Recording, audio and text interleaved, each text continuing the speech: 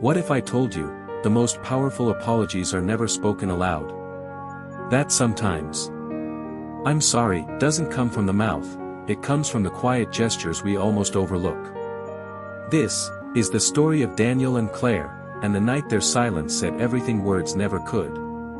Daniel and Claire had been married for 9 years. Not perfect years, but real ones. The kind filled with laughter, small arguments about toothpaste caps, and those quiet dinners where love doesn't need to speak. Daniel was an architect, meticulous, patient, the kind who liked things in order. Claire was his opposite, spontaneous, emotional, the kind who felt deeply, loved loudly, and forgave easily. Their differences once made them inseparable. But lately, they'd become walls between them. He'd started staying later at work. She'd stopped asking why. At first, it was small things, forgotten texts, missed dinners, promises postponed. But as the weeks went on, their home started to sound different. Less laughter. More silence. It wasn't that they stopped loving each other. They just stopped listening. And that's where this story begins. On a night when silence became their loudest argument. Claire was sitting at the dining table, food untouched. The clock ticked. The door finally opened. Daniel walked in, shoulders heavy. He didn't greet her. Just hung his coat and walked past. She didn't say a word. He didn't either. The air between them felt like glass, one wrong word, and it might shatter. Finally, she whispered. "You missed dinner, again." "I told you. I had work." He replied coldly. But what she really meant was, "I miss you." And what he really meant was, "I'm tired of fighting." That's the secret language of unspoken apologies. It's when "good night" means "I still love you," and "fine" means "please don't leave." The next few days felt like walking through fog. Daniel worked late again. Claire stopped leaving dinner out. Every conversation turned into silence, and every silence turned into distance. But then, one night, something changed. Daniel came home to find Claire asleep on the couch. An old photo album lay open beside her, their wedding pictures, vacations, birthdays, the life they built. He stood there for a long time, looking at the woman he once promised forever to. And in that moment, guilt hit him like a wave.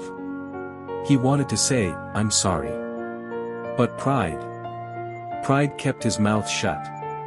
Instead, he walked into the kitchen and started cleaning the dishes she left in the sink.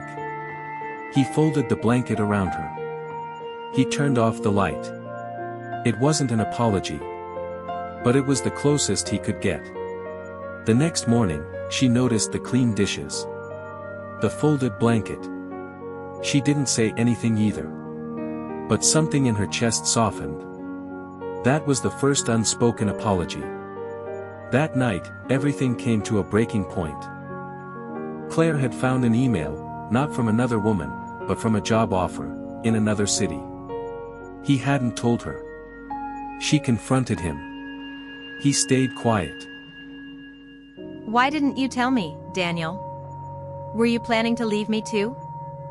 "It's not like that." "Then what is it like?" Silence. The kind that hurts more than words ever could. Then she turned to walk away. But just before she reached the door, he said softly. "I was scared." "Of what?" She asked. "Of losing us, even while trying to fix us." Tears welled in her eyes. He stepped forward, voice trembling. "I thought if I made things better, if I worked harder, we'd stop breaking." She shook her head. "We didn't need you to fix us, Daniel. We just needed you to stay." And for the first time in months, they both cried. No one said, "I'm sorry." But everything in their tears said it for them. The next morning, Claire made coffee for two again. Daniel set the table without being asked. They didn't talk much, but they didn't need to. Every small act, the way she handed him his mug, the way he smiled, was an apology, a promise, a beginning. They learned something that day. Love isn't about always being right. It's about learning the secret language of forgiveness. The one that doesn't need words. Sometimes, love isn't loud.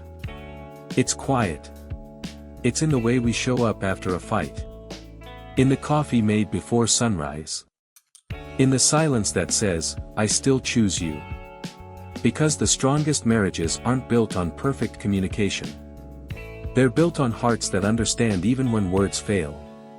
Have you ever apologized, without saying a word? Would you have stayed, or walked away? Tell your story in the comments below. Subscribe for more real relationship stories and marriage lessons that heal hearts.